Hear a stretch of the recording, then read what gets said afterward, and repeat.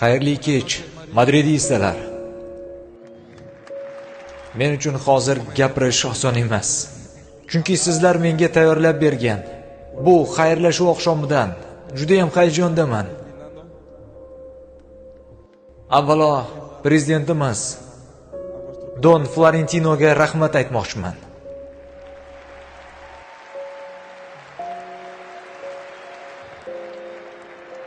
Aynan u meni Germaniyadan qaytargan edi.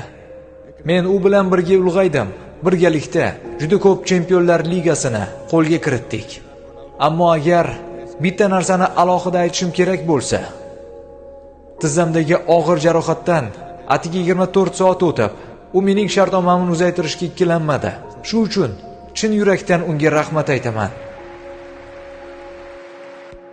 Keyin barcha jamoadoshlarimga, hozir Real Madrid futbolchilariga minnatdorchilik bildirmoqchiman. Biz uchun so'nggi 2 mavsum oson kechmadi. Lekin ishonchim komil. Biz yana g'alaba qozonamiz. Bu Real Madrid va tariximiz aytganidek, biz doimo yana qaytamiz va oyoqqa turishimiz kerak.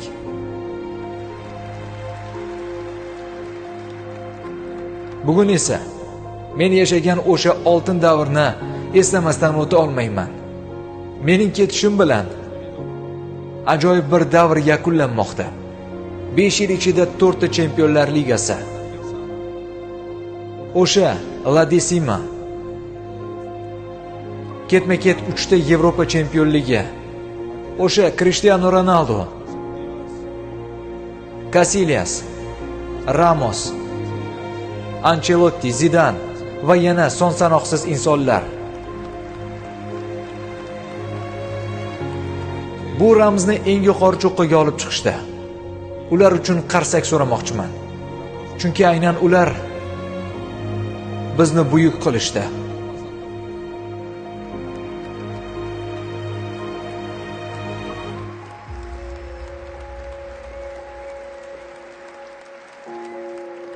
Shuningdek, ota-onam va singlimga rahmat aytmoqchiman.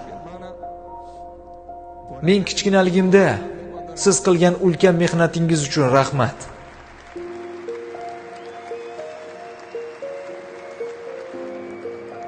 Mashg'ulotlarga, o'yinlarga olib borgansizlar. Sovuqda, yomg'irda, qorda hamisha yonimda bo'ldingizlar. Orzularim amalga oshishi uchun bor kuchingizni berdingiz. Shu sababli ham chin yurakdan rahmat. Yana rafiqam va farzandlarimga ham rahmat.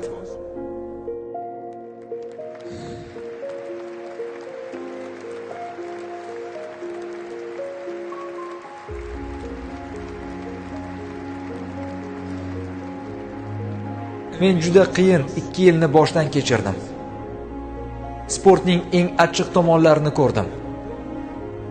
Sizlar esa mening tayanchim bo'ldingiz. Eng qayg'uli kunlarimni yorug'lik bilan to'ldirdingiz.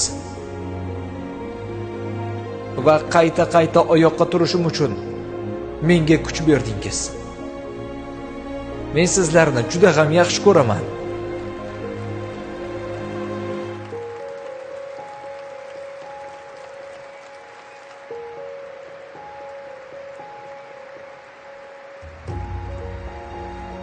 Va nihoyat sizlarga ham rahmat. Sizlar ajoyibsizlar. Birinchi kunimdan boshlab bugungacha, oxirgi kunimgacha meni yelkangizda ko'tardingiz. Bu stadionda his qiladigan tuyg'uni tasvirlab bo'lmaydi. Uni faqat his qilish mumkin. Kelgan kunimdan beri meni qo'llab-quvvatladingiz. Faqatgina mana shu xayrlashuvni ko'rishning o'zi meni madridist ekanimdan faxrlantiradi. Imkonsiz remontadalar uchun, yaxshi va yomon kunlarda yonimizda bo'lganingiz uchun rahmat. Va shuni aytmoqchimanki, ayrim futbolchilarning faoliyatini yutuqlar belgilaydi. Boshqalarnikini esa ular nechta insonning qalbiga kirib bora olgani belgilaydi. Men faqat shuni istaymanki, ertaga meni eslaganingizda faxr bilan eslang. Va men bu futbolka uchun borimni berganimni biling.